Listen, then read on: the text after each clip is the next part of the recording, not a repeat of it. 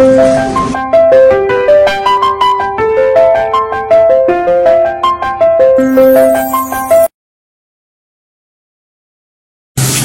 ओम नमो नमः सर्वेभ्यः।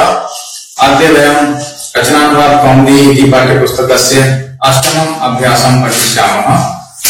आइए देखते हैं कैसे कैसे हमको बनाने हैं। पहला वाक्य है राम गेंद से खेला। तो करता क्या हुआ इसमें? राम क्रिया क्या हुई? खेलना। तो कर्ता में हम कौन सी विभक्ति लगाते हैं? प्रथम लगाएंगे इसमें, तो क्या बनेगा? राम। ठीक है। इसके बाद में हम क्रिया लगा लेते हैं खेला। देखें काल कौन सा लग रहा है इसमें? भूतकाल। और भूतकाल के लिए हमारे पास में लगा क्या होता है? लंग। लंग के लिए लंग में हमारे रूप हमने देखे हैं अक्रीडक, अक्रीडताम, अक्रीडन। इस तरह चलेंगे। अब चूंकि राम कौन सा है? प्रथम पुरुष का एक वचन करता है, तो इसी के अनुसार हम इसकी क्रिया भी लगाएंगे। प्रथम पुरुष का एक वचन लगाया हमने अक्रीडक। राम अक्रीडक यानी राम खेला। खेला। अब खेलने का कोई साधन है, जहां कारक चिन्ह से भी हम पता लगा सकते हैं। से कौन सी विभक्ति का कारक चिन्ह है? तृतीय विभक्ति का। तो तृतीय विभक्ति हमको पता चल गई, पर कहीं कहीं क्या होता है, ये कारक चिन्ह दिखते नहीं है। जब नहीं दिखते हैं तो ऐसी स्थिति में हम क्या करेंगे? इसको देखेंगे कि ये है क्या। तो खेलने का कोई साधन है, और वो साधन क्या है? गेंद। तो खेलने का साधन है, साधन की हमने कौन सी संज्ञा कर ली? करण। जैसे करण संज्ञा हुई, करण संज्ञा के लिए सूत्र क्या कहता है? कर्तृ कर्णयोस् तृतीया। कर्तृ कर्णयोस् तृतीया। कर्ता और करण में तृतीय विभक्ति होती है। हमने अभ्यास में लेफ्ट हैंड साइड के नियम में पढ़ा है। तो जब ये करण हो गया, और गेंद को हम संस्कृत में क्या कहते हैं? कंदुक। तो हमको कंदुक में भी क्या लगा देनी है? तृतीय विभक्ति लगानी है। और तृतीय विभक्ति में कितनी गेंद है ये भी देखना है। गेंद कितनी है? एक। तो एक का मतलब हमको एक वचन लगाना है। तो कंदुक शब्द कैसा हुआ? राम के जैसा ही हुआ। राम का तृतीय एक वचन में क्या रूप बनता है? रामेण। कंदुक का क्या बनेगा? कंदुकेन। अब हमारा वाक्य बना राम कंदुकेन अक्रीडत। आइए दूसरा वाक्य देखते हैं। क्या है यहाँ पर?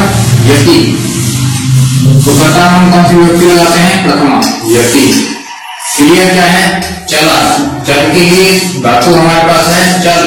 चल के रूप चलेंगे अचलत, अचलताम, अचलन।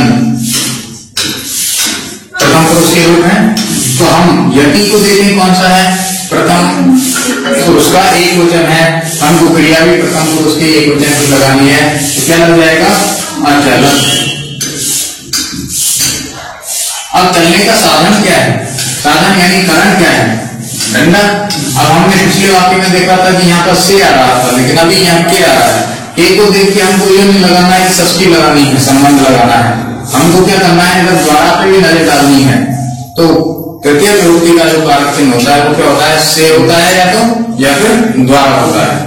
यहाँ पे क्या किया है? द्वारा। तो डंडे को संस्कृत में क्या कहेंगे हम? दंड। दंड शब्द भी अकारांत हो गया। अकारांत यानी राम के जैसा हो गया। अब राम के रूप हमको आते हैं। राम का तृतीय क्या होता है? रामेण। तो दंड का क्या हो जाएगा? दंडेन। अब पूरा वाक्य बना यति ही दंडेन अचलत। अर्थात यति दंड से अर्थात डंडे से चला। यहाँ पे कर्ता क्या है? कवि। तो कर्ता में कौन सी विभक्ति होनी है?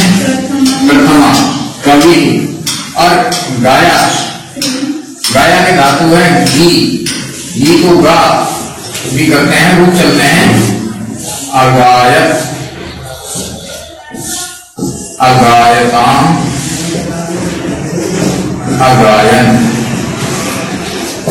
हमें ये कवि को देखना है कौन से हैं, प्रथम पुरुष का एक वचन है, तो हम इसके लिए क्रियान्वित प्रथम पुरुष एक वचन ही रहेंगे, यानी अगायत। अब यहाँ पर कोई साधन नहीं है, साधन नहीं है तो हमारा वाक्य पूरा हुआ, इतना है, कवि ही अगायत। कर्ता क्या है, आग, जलाने वाला कौन, आग, तो कर्ता में हम प्रथमा लगाते हैं, तो अग्नि क्या काम कर रही है, जलाने का, तो जलाने की धातु है हमारे पास में दह, दह की लंग में जो हम लगाएंगे चलाएंगे रूप जलेगा, अदहत, अदहताम, अदहन, इनमें से हमारा प्रथम पुरुष का एक वचन है, हमको प्रथम पुरुष का एक वचन ले लेना है और क्या बन जाएगा, अदहत। ठीक है, क्या चलाया इसने, नगर को, यहाँ को कारक चिन्ह आया है, को कारक चिन्ह किसका है, विभक्ति कौन सी, द्वितीया, यानी हम इसकी कर्म संज्ञा करेंगे, कर्म संज्ञा होगी, कर्म में फिर हम विभक्ति लगाएंगे, कर्मणि द्वितीया, तो नगर जो है इसके रूप हम नगरम, नगरे, नगराणि,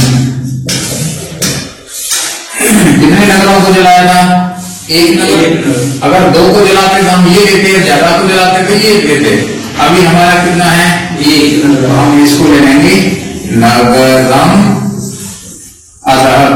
हम इस म को अनुस्वार बना सकते थे पर आगे स्वर आ रहा है, इसलिए हम इसको म का ध्वनि बनाएंगे, अगर हम चाहें तो इसको ऐसा छोड़ सकते हैं, अगर नहीं तो और भी संधि के नियमों को लगाना है तो ऐसा बना सकते हैं, नगरम अदहत, नगरम अदहत, ऐसे एक साथ मिला सकते हैं, यानी इस मौ के अंदर ही ये अ घुस जाता है तो ये हमें बैठ जाएगा, मौ पूरा बन जाएगा, और बाकी के बहत शब्दों इनको यहाँ पे लगा देंगे लोग, ये संधि का होगा।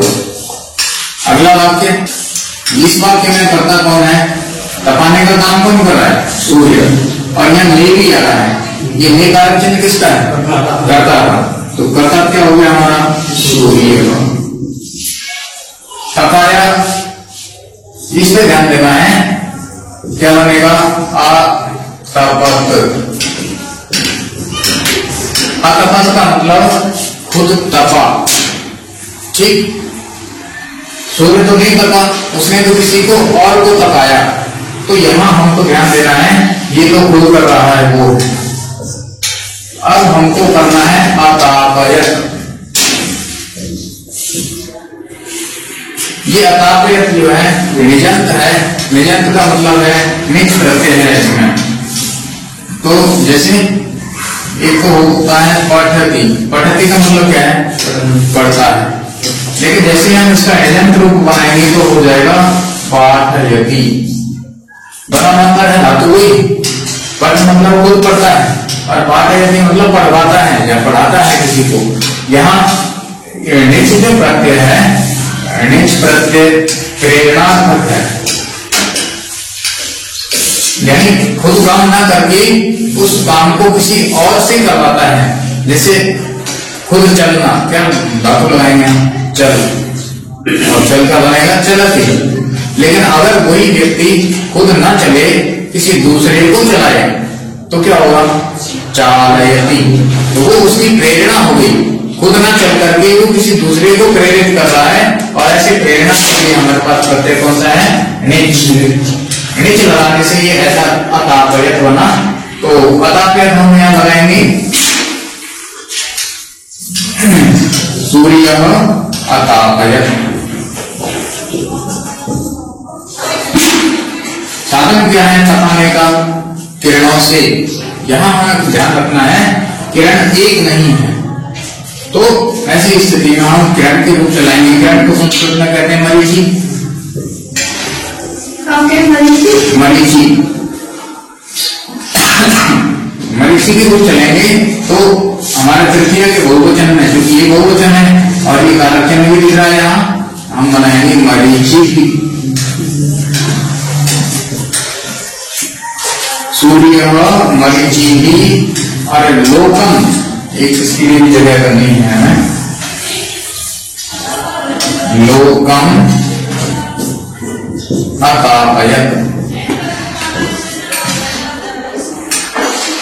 पूरा वाक्य बना सूर्यः मरीचिः लोकम अतापयत। इस आपको और माँ को हम मिला भी सकते हैं, तो क्या बन जाएगा लोकमतापयत, लोकमतापयत। ये वाक्य इस तरह से बनेगा। चलिए तो ये इस वाक्य में क्या है, आग कम जली, करता कौन है आग, आग में क्या कर रहे हैं प्रधान है अग्नि, जली जली यहाँ खुद जल रहा है, पहले की तरह नहीं है। तो अदहत या अज्वलत, तो सब ये लगा सकते हैं। अब कल के लिए हमारे पास में क्या है गदा। देखो इनको भी हम ऐसे ध्यान कर सकते हैं, क से कदा, यानी कब में क्या होगा स्टार्ट में क से गदा, और त से तब तो क्या हो जाएगा गदा, स से सर्वदा, और य के लिए होता है यानी जब के लिए है हमारे पास में जदा नहीं करेंगे, यदा यदा यदा नहीं करेंगे, हाँ यदा यदा नहीं करना से सही बात पकड़े हैं। तो ये क्या होना अग्नि ही कला अलहत या अग्नि ही कला अलहत, ठीक ये बात ये हो। इस दूसरे अगले सातवें वाक्य में है सन्यासी ने वहां तक किया, तो कर्ता कौन हुआ सन्यासी, तो सन्यासी को हम क्या कह सकते हैं मुनि, ठीक है। मुनि में ये बता रहा है हमको कि हमको से लगानी है प्रथमा। अब मुनि ने वहां तक किया, इसको बोला तब किया क्या, तब करने की धातु क्या है तब, इसको चलाएंगे हम लोग। अब कहाँ किया वहां किया, वहां के लिए हमारे पास शब्द है तत्र। अगर संधि का नियम लगाना चाहते हैं तो दोनों के साथ मिला सकते हैं तत्रा तत्रा तत्र और तत्, ऐसे तीन को मिला सकते हैं। तो इस तरह से बना ये वाक्य।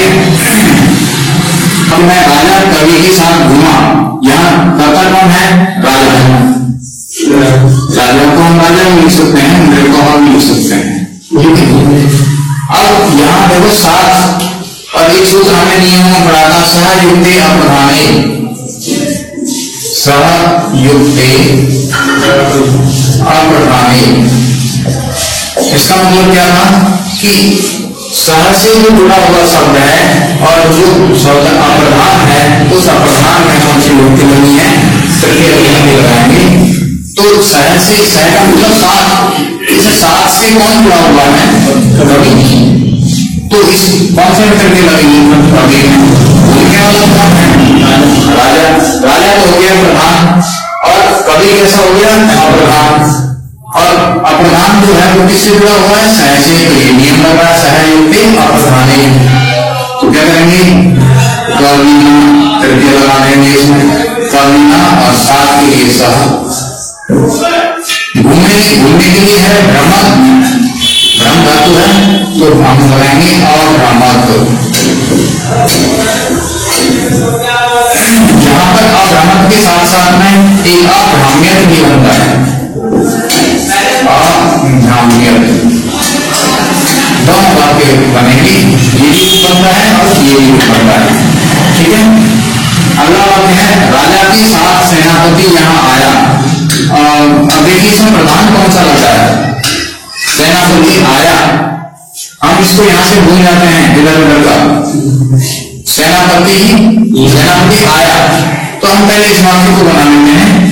क्या करता हो गया हमारा ये, यानी कि प्रधान है सेनापति ही, यहाँ के लिए अत्र और आया आगच्छत, आगच्छत मतलब गया और आगच्छत मतलब आया, आधा वाक्य हमारा बन गया है। अब बात कर लेते हैं अप्रधान की, तो सहयुक्ते अप्रधाने यहाँ सहसी कौन जुड़ा हुआ है, ये प्रधान, यानी यहाँ हम भूपति कर सकते हैं भूपति, इसमें हमको विभक्ति लगानी है कौन सी, तृतीया, क्योंकि ये सह के साथ जुड़ा हुआ है। भूपति ना सह, पूरा वाक्य बना भूपति ना सह सेनापति अत्र आगच्छत्।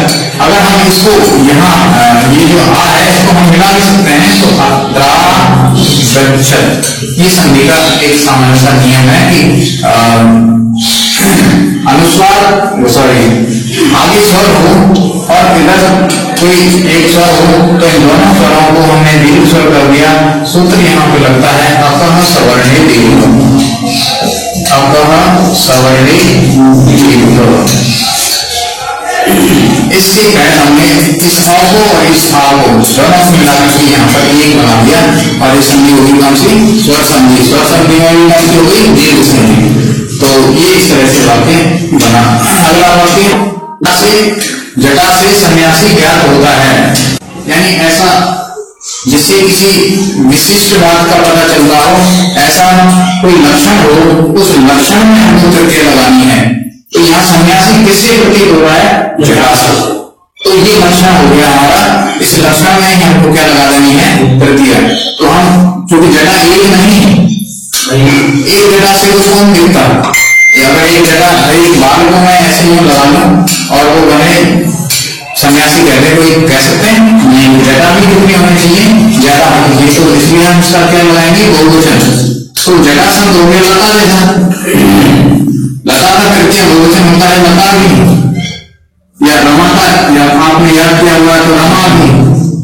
ऐसे ही हम जटा का लगाएंगे तो क्या बनेगा, जटा भी। सन्यासी को हम तपस्वी कहते हैं या तापस।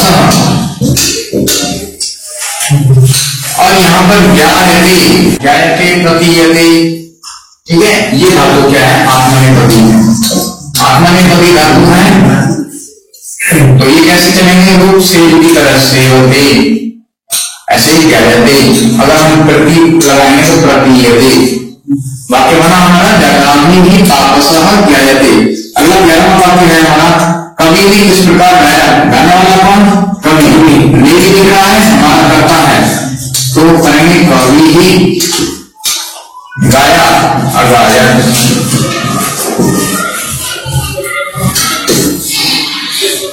किस प्रकार के लिए हम, कथम, कथम।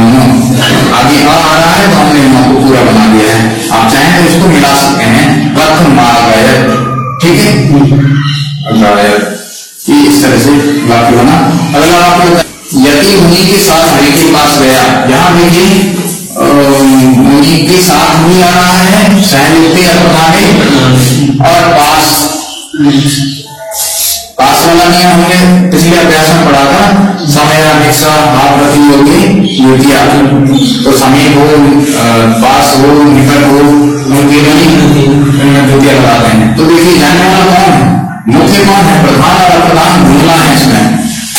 जय कौन रहा है, यति, किसके साथ जा रहा है, मुनि के साथ। तो मुनि तो कैसा हो गया, प्रधान या प्रधान, प्रधान। और प्रधान ये हुआ, तो जो प्रधान है, हम प्रधान को तो कर्ता बनाना है, यति। मुनि के साथ यहाँ हमें प्रत्यय लगानी है, मुनिना। साथ के लिए क्या करेंगे, सह। पास शब्द को हम जैसे ही देखते हैं तो हमें वो नियम याद आता है, समयापेक्षा प्रतियोगी युतिया। तो पास में, पास किससे जुड़ा हुआ है, हरि से, तो हरि में हमको युतिया लगानी है, हरि निकषा, निकषा ना लगाएं, समीपम, समय या समय, कोई भी लगाने। और गया अगच्छत्, वाक्य बना, यदि ही मुनिना सह हरिम निकषा हरिम समीपम अगच्छत्। अगला है, पहाड़ के ऊपर सूर्य तपा। अब यहाँ पर करता कौन है, तपने का काम किसका हो रहा है, सूर्य। तो हमारा करता ये सूर्य, और तपने की क्या है, वो जो तपा दबाया है, किसी और को दबाया, खुद दबा। अब यहाँ हम लगाएंगे अतपक, सूर्य तपा। अब कैसे तपा, कहाँ तपा, दो जगह को ढूंढ लेते हैं। पहाड़ के ऊपर, पिछले अध्याय में हमने कहा था ऊपर, इनसे पहले जो शब्द आएंगे उनमें कौन सी लगाएंगे, तृतीय विभक्ति। तो क्या करें, पहाड़ की शब्द क्या है हमारे पास, गिरी, ऊपर। अब यहाँ पे ये ऊपर वो आगे आ रहा है, इसलिए हम हिंदी ना लगा करके क्या करेंगे, नाम पूरा करेंगे और यहाँ हमारी द्वितीय विभक्ति होगी। तो गिरी ऊपर सूर्य आतपर। हाँ, इस बात में राम बंदरों के साथ खेला, खेलने वाला कौन है, यानी करता कौन है, राम। राम को कर्ता बनाएंगे, कर्ता में हमारी होती है राम। राम क्या किया इसने, खेला। खेलने की धातु हमारे पास पहले से है क्रीड। क्रीड को हम लंब लगा बनाएंगे तो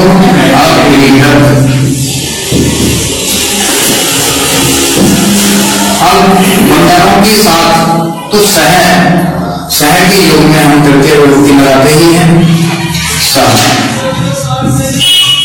अब बंदरों के साथ सह से कौन जुड़ा हुआ है, बंदर जो जिससे जुड़ा हुआ होता है और प्रधान होता है उसमें विभक्ति कौन सी बनती है, तृतीय। तो बंदर के लिए हम क्या करें, काफी, वानर कुछ भी ले सकते हैं, हरी भी ले सकते हैं, ठीक है। अगर हरी लेंगे तो हरी की तृतीय लगा लेंगे, कपी लेंगे तो कपी की तृतीय, वानर लेंगे तो वानर की तृतीय। क्या लगाना चाहते हैं, कपी। तो कपी कितने हैं, इसलिए हम क्या लगा रहे हैं, अगर वानर लगाते हैं तो वानर शब्द देखो अकाराम है, तो रूप कैसे चल जाएंगे, राम की तरह से क्या बनेगा, वानरई। अब हरी है तो हरी के रूप में इसकी तरह से चल जाएंगे, हरी सह अक्रीडन। कोई भी एक शब्द लगा लें, राम कपि सह अक्रीडन। यहाँ इनको आप संधि कर सकते हैं, क्या हो जाएगी, यहाँ पे आ है, यहाँ पे आ है, दोनों हमारे क्या होता है, संधि कौन सी हो जाएगी, दीर्घ, और बनेगा साहाक्रीडन। ऐसे भी कर सकते हैं, ऐसे भी लिखा जा सकता है, लेकिन जहां तक संभव हो संधि के नियमों को लगाना चाहिए। अगला वाक्य है मुनि राजा के साथ बैठा। बैठने वाला कौन, मुनि। प्रधान कौन हुआ, मुनि, ये हमारा कर्ता हुआ। बैठने की क्या है, पृष्ठ है, और पृष्ठ के धातु जो है वो मूल स्था है। अगर ये न लगाए तो हम सद धातु लगा सकते हैं, सद हमारे बैठना होता है। तो ये राजा के साथ से जुड़ा हुआ है सह, और राजा में हम करके लगाएंगे, राजा का शब्द हम आकारांत मान लेकर के, अगर हम आकारांत लेते हैं तो बनेगा बाध्या। क्योंकि अभी हमने ये आकारांत शब्द पढ़े नहीं है, इसलिए हम इसको ना लगा करके कोई ऐसा सरल सा शब्द ढूंढते हैं जिसको राजा कहते हैं, तो नृपेन सह अतिष्ठत्। ठीक है, अगर अतिष्ठत् ना करें तो फिर हम इसमें उपाविशत ये भी कर सकते हैं, बैठा। अब इनको संधि का नियम हम यूज कर सकते हैं, और ये बन जाएगा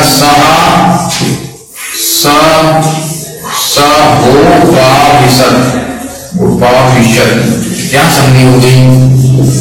यहाँ पर हमें एक नियम को ध्यान करना है कि यहाँ पर जो री है, ये री की वजह से न के स्थान पर क्या होना है, न। तो क्या कर देंगे हम,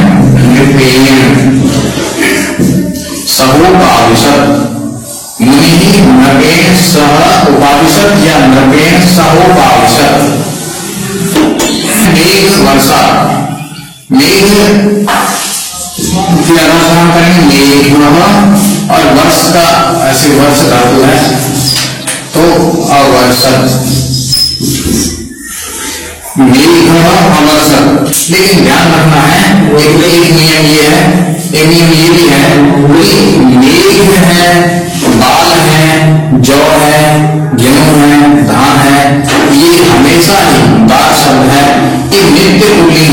निर्गुण है, नित्य बहुवचन रहते हैं। इसलिए हम इसको क्या करेंगे, उस नियम को याद करके मेघाः अवर्षन्।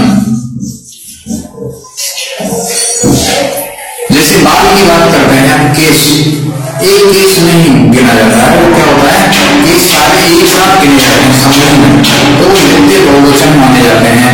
ऐसे ही जौ है, जौ में एक जौ नहीं, क्या करेंगे, जौ का हमको बहुवचन बनाना है जवाह। और ऐसे ही हमको मेघ को ही लेना है, मेघ भी क्या है, एक मेघ नहीं होता है, तो मेघ बहुवचन में होता है, तो मेघाः अवर्षन्। हालांकि शब्द से इनसे देखने से लगता है एक वचन ही है, ये भी आप याद रख सकते हैं और ये भी इसके साथ में कर सकते हैं। तो मेघाः अवर्षन्। अगला आते हैं कवि और मुनि ने पुस्तकें लिखी। कर्ता हमारे कौन हो गए, कवि और मुनि। और को हम पीछे लगाएंगे जब पुस्तकें, ये पुस्तक है ज्यादा है तो हम ज्यादा के हिसाब से लगाएंगे पुस्तकानि। कर्म है द्वितीय विभक्ति लगानी है, अलिखत।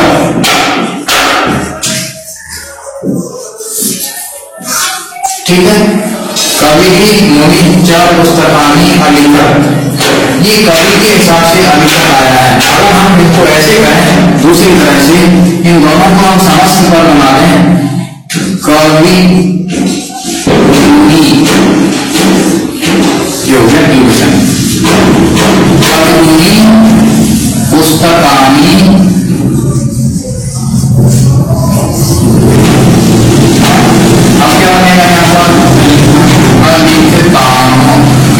क्योंकि कर्ता हमारा हो गया, तो हमें क्रिया भी इसकी विभजन बनानी पड़ेगी।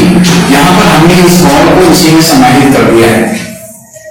जब द्वंद्व समास होता है तो द्वंद्व में क्या होता है, परवल लिंगम द्वंद्व तत्पुरुषयोः सूत्र है एक, परवल लिंगम द्वंद्व तत्पुरुषयोः। इसको तोड़ेंगे यहां से, पर्वत, पर माने दूसरा, दूसरे के समान, लिंगम लिंग बन चलेगा, कौन से द्वंद्व में और तत्पुरुष में। ये कौन सा है, तत्पुरुष विभक्ति। तो द्वंद्व समास में और तत्पुरुष समास में पर्वत लिंगम, परे के समान लिंग चल जाता है। तो यहाँ जैसे कवि और मुनि, तो जो मुनि नीचे है तो इसके हिसाब से हमने इसका रूप बनाया कवि मुनि द्विवचन हो गया। अगर ये मुनि इधर होता, कवि इधर होता, तो इसको हम कर देते मुनि, तो ऐसा ही होता और ये कवि ऐसा हो जाता। ठीक है, फिलहाल हमारा यहाँ तक वाक्य बना, कवि मुनि पुस्तकानि अलिखत, या फिर कवि मुनि च पुस्तकानि अलिखत। ठीक, चलिए अगला होता है, राजा और सेनापति ने लोक की रक्षा की। यहाँ फिर उसी तरह से करेंगे, सेनापतिश्च।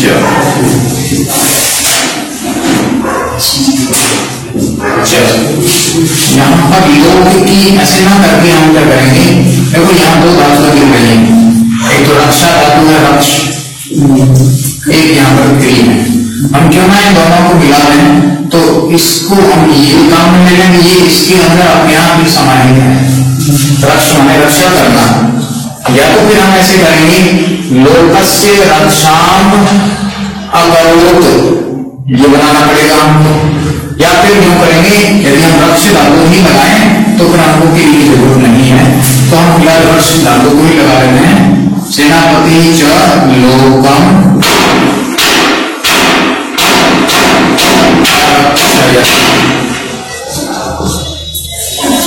यत नहीं आएगी, आरक्षक।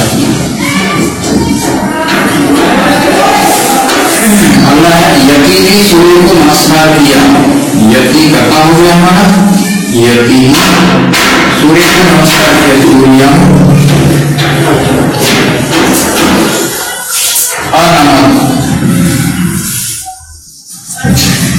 अनमत।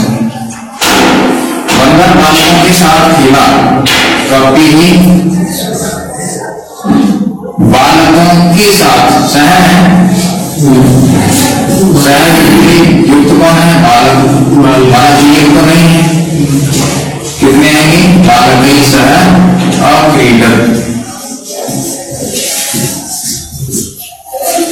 तो इस तरह से ये आपके पूरे 20 वाक्य अनुवाद करके दिखाया है। इसको आप अपने उत्तर पुस्तिका में जो आपने बनाए वाक्य हैं उनसे मिलान कर लें। कहते हैं वाक्य बनाओ, एक शब्द दिया हुआ है सह, साकम, सार्धम, समम, इन शब्दों को लेकर के कोई हमको वाक्य बनाने हैं एक एक। तो सह का मतलब क्या होता है? साथ, इसका भी साथ, इसका भी साथ, इसका भी साथ, ठीक है। ये चारों शब्द क्या है? साथ अर्थ में है। तो हम कर रहे हैं पुत्र मात्रा सह, मात्रा सह आपणं गच्छति। अगच्छत करते हैं अभी, क्योंकि हम इसी लगातार में चल रहे हैं। अगच्छत क्या हुआ इसका? पुत्र माता के साथ बाजार गया, ठीक है। ऐसे ही शाकों को लगा देते हैं बालिका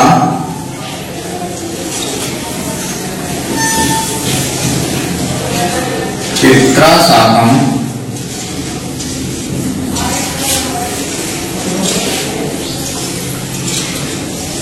देवालयम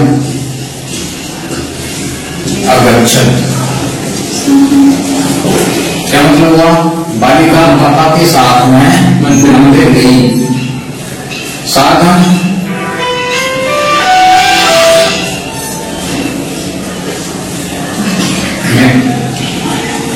ट्रेन साधन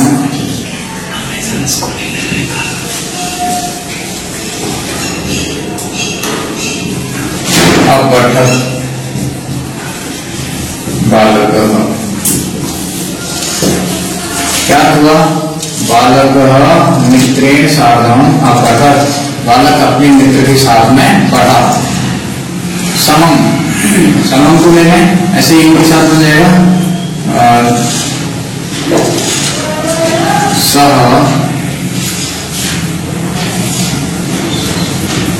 मित्रेण समम अक्रीडत। वह मित्र के साथ में खेला।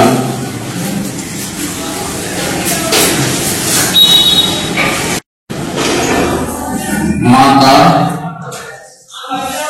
अग्नि अदहत, माता ने आग जला दी। अतपत वृद्ध शीतकाले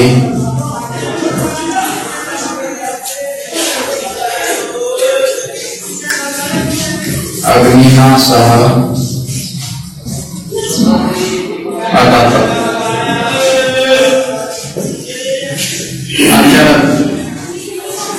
बालक वाटिकायां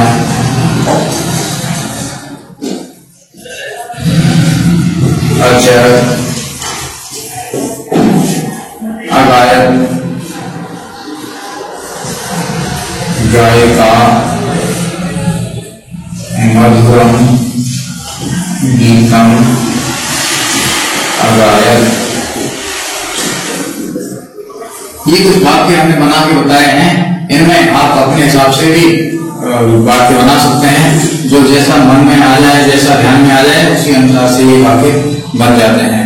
कुल मिला के हमें ये देखना है कि सह का प्रयोग हुआ है कि नहीं, साकम का हुआ कि नहीं, साधन हुआ कि नहीं, समम हुआ कि नहीं, और यहाँ पर हमने ये आधार क्रिया को यूज किया है, आतपत क्रिया ली है, और इधर आचार, यहाँ अगायत।